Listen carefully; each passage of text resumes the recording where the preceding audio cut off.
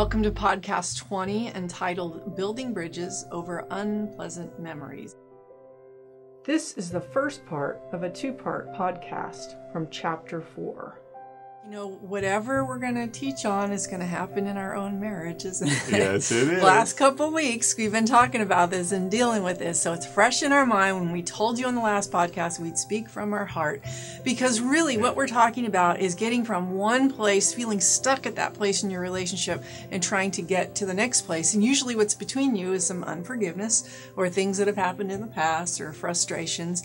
For us, what we've defined them, we call them traumatic triggers, especially when they're dealing with the past. And I'm actually going to read from the book. This is how we define a traumatic trigger that we're trying to get over in our marriage. We say this: it's an unpleasant memory that unexpectedly surfaces and sucks the life out of your relationship. Quiet on the set. Lights. Camera. Action. Roll camera.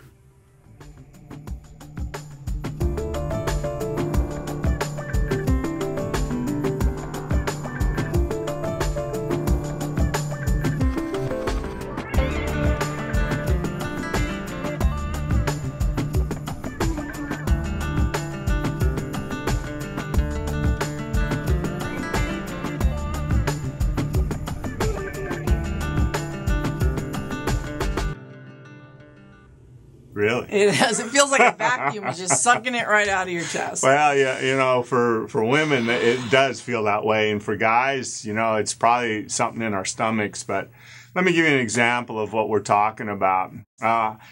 She doesn't know the example I'm going to share, but this happens from our very first 40-day mission trip. We left on the same anniversary date as our first wedding, and it was September 2nd. And we went on this 40-day trip, not knowing how we were going to go about it. We had places we needed to be, but here's what happened. Clint Bragg didn't make reservations on Labor Day weekend on our way going out to the East Coast. And what happened is when I got down to L.A. and turned to go east on I-10, we started looking for hotel rooms, and there wasn't anything available. And we stopped at maybe 4, 5, 6, 7 places, and everybody said there's no room in the inn. Mm-hmm.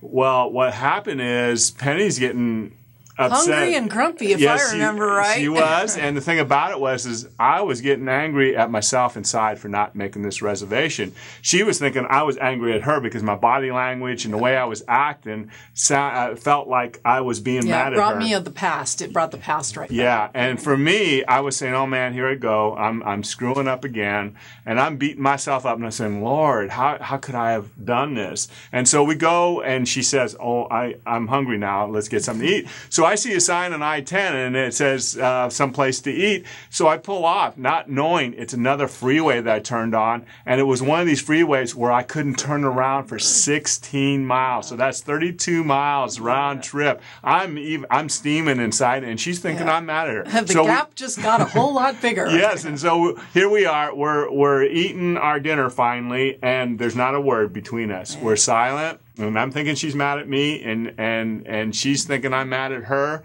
And what happens is after dinner we go and we're trying to find another inn and another inn. We went 2 or 3, and all of them said nothing is available.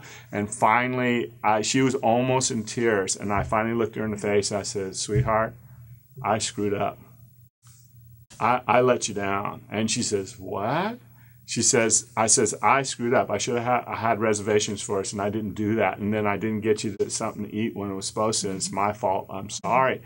And she says, oh, I thought you were mad at me. She forgave me right then and there on the spot. And he asked for forgiveness, which I didn't expect. And right there, it was like we were building the bridge. Yes. Okay, the gap is really huge, but God just started laying down those beams, for us to build that bridge of forgiveness. And what that did for me, when Penny didn't beat me up on the spot, she gave me grace.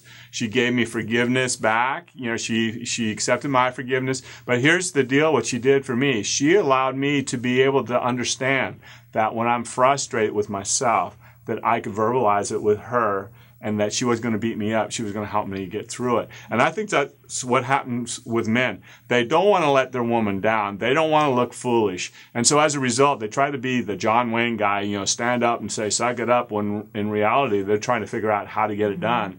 And I'm saying, guys, you got to be able to verbalize what's going on and let your woman know exactly what's going on inside. Because when you do that, they're going to start to understand what's going on in your mind. And you guys are going to build that bridge that Penny is talking about in that area of communication. And we learn through this process. We've hit plenty of traumatic triggers, so we've had a lot of practice. I finally learned that Clint needs to process, and it's going to take him a while to find his words and articulate. But if I force it, I can't force the bridge to be built. That's not going to work. If I wait on the Lord, bring it to the Lord as my husband, bring that frustration or whatever it is to him, then let him start building the bridge, and we start, together, just that one piece at a time. Before we know it, we're on the other side of this thing, and then we can look back. Whenever we get to the other side, after we've crossed over a traumatic trigger, we get to the other side and we assess it, we process it, we talk about it, and we figure it out, because those are the things that the next time around God's going to use to help us get over the sticky point.